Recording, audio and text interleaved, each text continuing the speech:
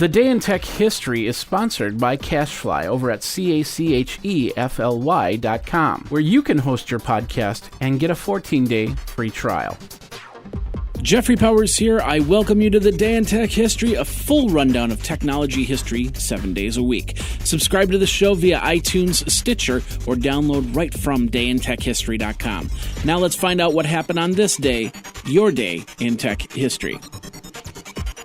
November 12th, 1937, Alan Turing publishes a paper entitled Uncomputable Numbers with an Application to the Entscheidung Problem.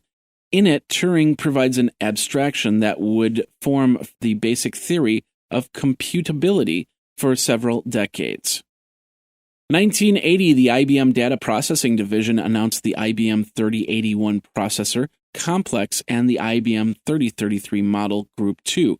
Two processors that would extend the power and range of IBM's largest computer systems. 1984, Lotus Development officially announced the Jazz Office suite for the Macintosh 512K, which would include communications functions, database, graphics, spreadsheet, and word processing. The price, it would be $595. Also in 1984, Richard Sanza's article on the world of the hacker BBS, The Night of the Hackers, appears in Newsweek magazine. 1990, with a little help from Robert Calliope, Tim Berners-Lee published a formal proposal for the World Wide Web. 1998, BE announced Release 4 of the BOS operating system for Intel and PowerPC computers. If you love the Day in Tech History, then I encourage you to join my Patreon movement over at patreon.com/geekazine. Your contribution keeps the lights on and more Day in Tech History episodes available. Pledge as little as $1 a month or $12 a year for 365 days of podcasts. Add to that all the content from geekazine.com, morninggeeks.com, and other shows that I produce. That's over at patreon.com/geekazine. Now let's get back into your Day in Tech History. In 2000, at the Comdex trade show, Microsoft Chairman Bill Gates demonstrated a proposed tablet PC initiative which would convert handwritten pen strokes into graphics.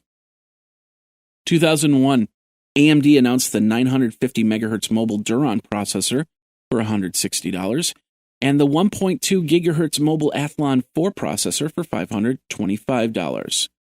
Also in 2001, the first uncompressed real-time gigabit HD TV transmission over a wide area IP network took place on Internet 2.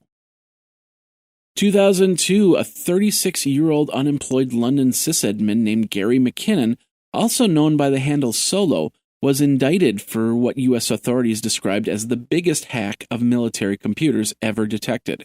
He allegedly exploited poorly secured Windows systems to attack 92 networks run by NASA, the Pentagon, and 12 other military installations scattered over 14 states between February of 2001 and March of 2002. 2003, Marek Jedlinski from Tranglos Software released version 1.6.5 of the freeware text editor Keynote for Windows. And Nokia confirmed that hackers have cracked the copy protection system of games designed for the N-Gage video game system. The video game system only lasted for a couple months before it was discontinued. 2007, Intel debuted their Penryn 45 nanometer chips. These were the first quad-core chips. And AOL acquired Yeta, a question and answer site for an undisclosed amount, and Google released Android tools. 2008, IBM signed a $9.6 million broadband contract over power lines to give internet to the people.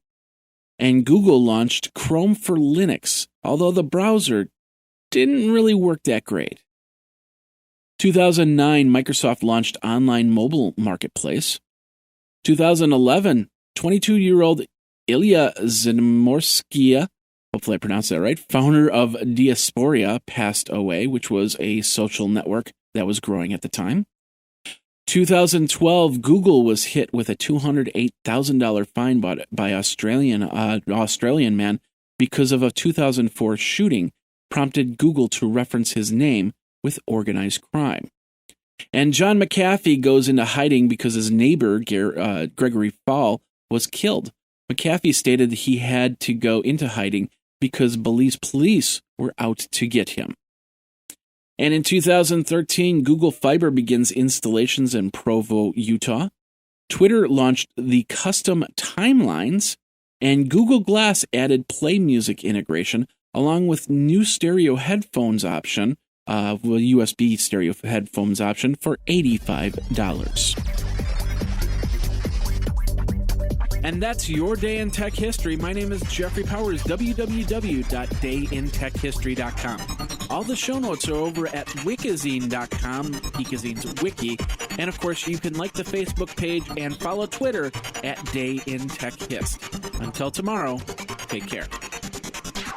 Day in Tech History is copyright 2015, JMP Enterprise and Geekazine.com.